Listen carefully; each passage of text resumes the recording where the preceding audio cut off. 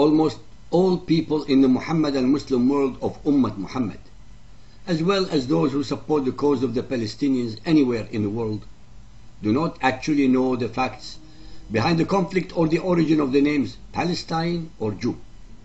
In their erroneous perceptions, based almost entirely upon what they read or watch from a very biased media, the Palestinians are the underdog, the David against the Israeli Goliath.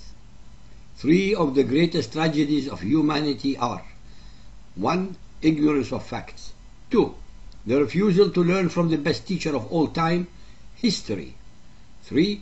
Invariably, the escape of the simplest truths from their attention. Ignorance allows the individual human being to be controlled, deceived, and manipulated by mostly selfish, arrogant, and unprincipled leaders. Those who do not learn from history are doomed to repeat it. Tragically, humanity assiduously repeats it in almost every generation.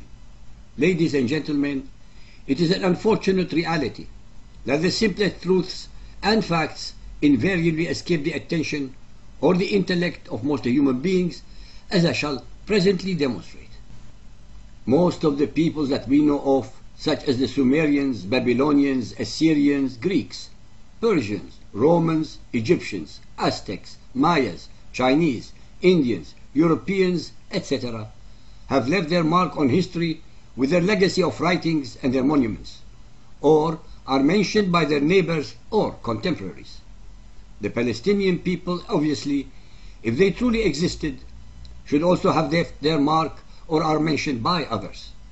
If our academics, historians, politicians, and others are so sure that Palestine and its people go back throughout most of recorded history, one would expect them to be able to answer a few very simple and basic questions about the alleged country of Palestine and its people, the Palestinians.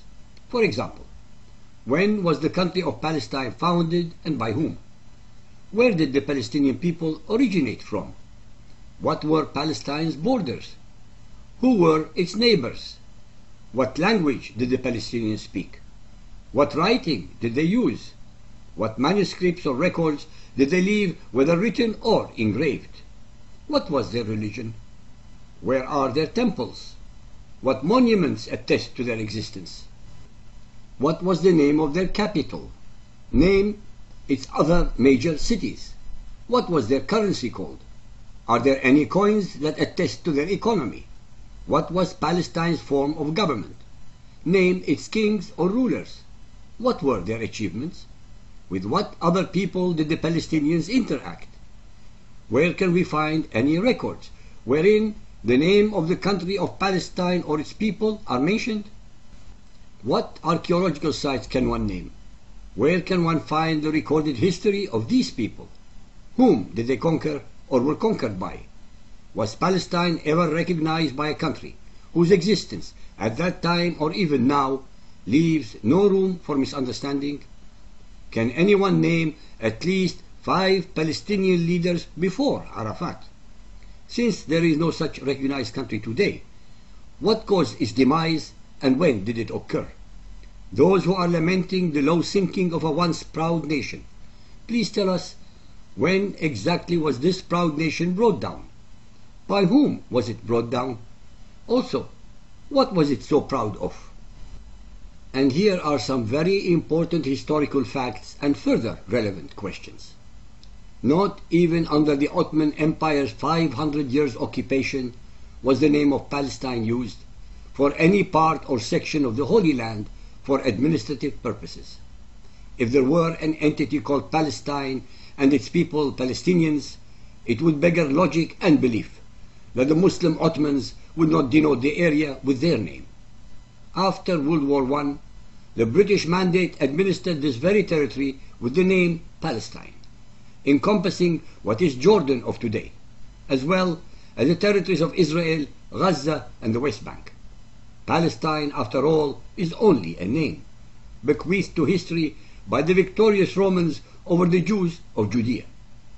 Contrary to their original mandate, the British unilaterally cut off from Palestine the territory east of the Jordan River and gave it to King Abdullah of the Hashemites, 35,637 square miles. What was left of mandated Palestine, 10,330 square miles, or 22% of the original, was divided by the United Nations between the Jews and the Arabs. If there was a geographic entity with the name Palestine and its people Palestinians, why is there no mention in the United Nations documents of the Palestinian people, but only of the Jewish people? Why were those alleged Palestinian people identified only as Arabs? Why are the refugees called Arab refugees and not Palestinian refugees by the United Nations if there were a territory identified as Palestine?